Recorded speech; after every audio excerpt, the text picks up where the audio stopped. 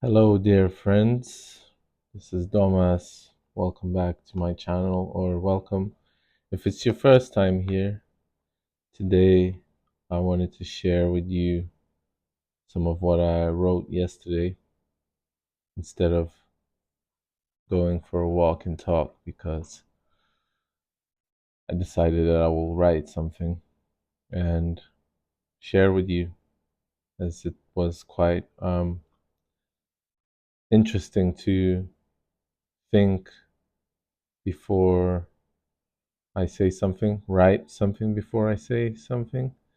So it's a different way of talking, different way of expressing your thoughts, and found it quite interesting and talked about my experiences a bit. And I don't know, let me know what you think, whether you like it or not. Um, and yeah,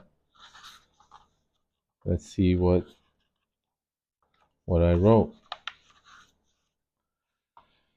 Today, while cycling, I saw a live lynx. Never before have I seen one in my life. It was scared. It sneaked away quickly as soon as it saw me. For some reason, probably because of the cat-like look, I thought it was a she, a mother lynx looking for a meal, maybe a mouse, for her babies. I quietly watched it look at me from the forest. Our eyes met. A lynx is a rare sighting in my town, Druskininkai, even in the whole of Lithuania. To me, it seemed very frightened, even though our eyes met for 10 or 20 seconds. To me, it was wonderful, like I was looking into the eyes of a beast within me, like I have found what I was looking for in that forest. I didn't even know I was looking for it until I found it.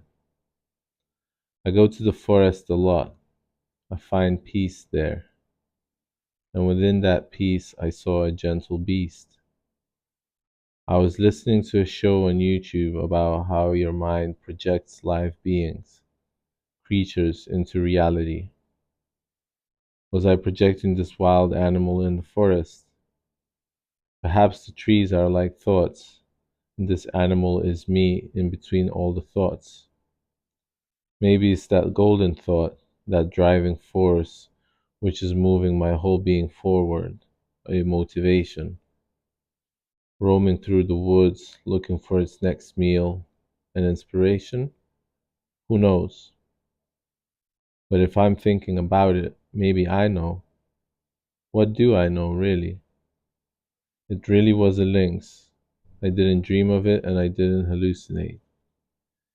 Can you find the beast inside you to drive you to do the right thing? Sometimes it feels like the beast is asleep in the cold autumn Sunday, not able to find energy to hunt its next victim. Perhaps it's resting, and that's okay too. It's good to stay hungry sometimes, to feel the pain of hunger in your stomach or in your mind. Sometimes it feels like it's just at the hand's reach, but just out of reach.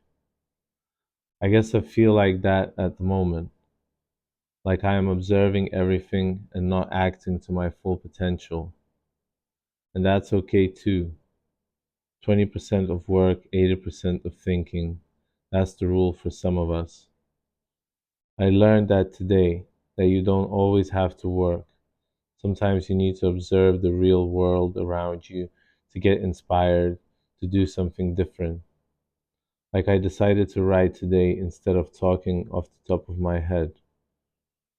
Writing, especially with your pen on paper, gives me a different sense of thinking.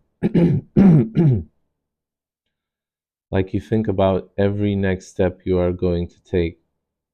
You can think about more things at once and choose which ones to deliver. As I was writing this, a friend delivered a very sweet cake to my table, like a sign that I'm doing good by sitting and writing these thoughts down. I find it interesting when you come to an empty cafe and suddenly you are surrounded by people thinking that your energy attracted them all. I consider myself a loner, even though I love people. You can say I love them at a distance. You really need to choose who you spend your time with. Your friends make you. But when you are alone, who makes you then? What's your influences? Perhaps then you really find yourself. Even though a good conversation can seemingly bring you closer to some truth you are looking for, even if that conversation is with yourself. Why do I feel the lack of motivation? Is it self doubt? Like I am always unsure of the path that I'm on? Maybe these words are the closest call to what I really feel inside. So things like this are the closest manifestation of myself. The cake, the links, the friends, all manifested out of nothing, just a regular Sunday. And suddenly I don't feel so alone, out of place. Suddenly I'm right where I need to be, with these pages, with these words, with God, with you, with the beast, the wild cat roaming the forest. Maybe that's what life is about, chasing that animal and never really getting your hands on it. And maybe death is the time when you really grab it. Maybe it's not our job to grab it. Maybe the beast needs to stay in the forest and we in the city. Why does a man have to possess something at all times? Why can't we just let some things be? Of course, a lot of good things have been manifested just because people weren't just sitting around, they were doing. But I think greed got the most of us. Maybe that's why I don't feel motivation, because I don't want to be greedy. Motivation has to come from a right place, from a place which could make this world a better place. You meet a lot of people randomly in my city. Sometimes you have conversations that make you feel a little bit sad. I find myself trying to put myself into other person's shoes, like why can't I be living these person's lives? Why am I me and can't be someone else? Because there's only one you. Only you can be sitting in a cafe on a Sunday, writing your life's worries and joys down and find contentment in that. Only you can be doing the work in your brain that requires the gymnastics which only you can perform. Your brain is sensitive. It picks up on smallest differences in the sounds around you. Recently, I have learned that the small, continuous background noise can make you more deaf than one loud bang. Our muscles, which are responsible for your hearing, get tired of continuous work and stop working.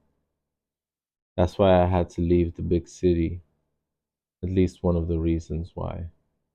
My muscles were tired of continuous tension.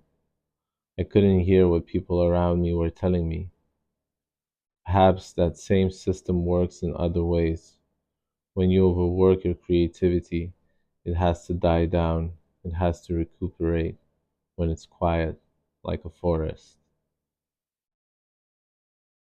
I think we moved away from the forests into the cities, and it's making our muscles tired from continuous tension.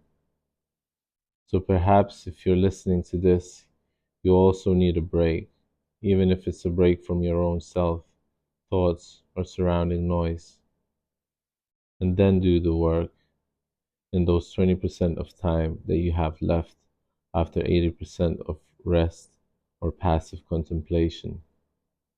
I wish you good luck on this journey. It's a journey worth taking, I think. Something else that catches me off guard is the Stockholm Syndrome.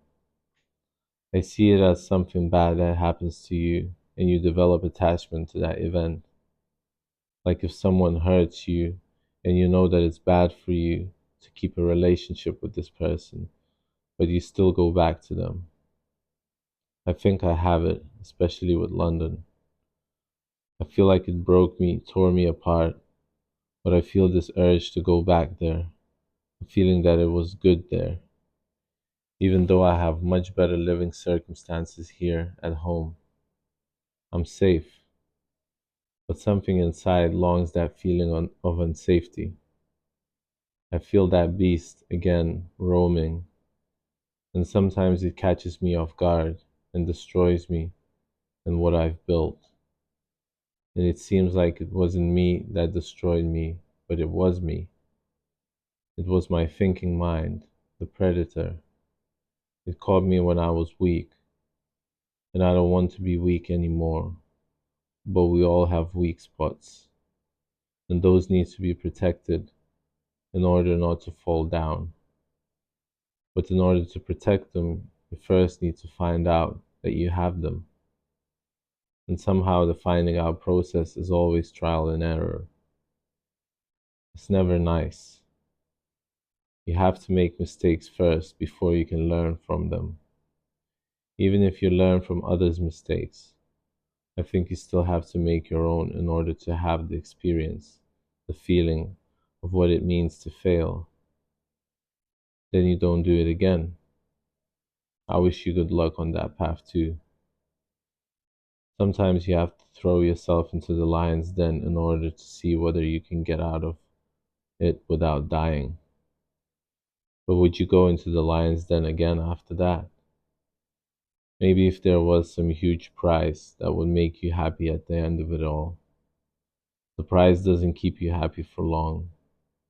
It's the getting out of the den part that makes you grow the most, that stretches you, makes you bigger. It's better to be a soldier in the garden rather than a gardener in a battlefield. So that was it, guys. Let me know your thoughts. Like, share, subscribe, whether you liked it. Let me know. 5 pages, about 10 minutes of reading. I enjoyed it. Hopefully you did too. It's a bit of a more flowy process, I think. As I was reading this, I started to feel the want to write again. And it was nice to read it, actually, read my thoughts out loud. Thank you for listening. As always, I love you guys.